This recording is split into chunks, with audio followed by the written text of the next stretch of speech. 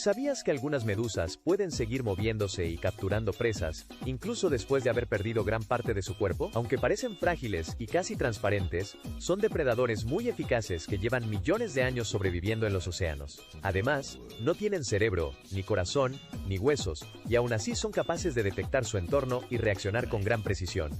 Y lo más inquietante, algunas especies tienen un veneno tan potente que pueden provocar un dolor insoportable e incluso poner en peligro la vida. Si quieres descubrir curiosidades impactantes del reino animal con las que impresionar a todo el mundo, tienes el video completo en el canal.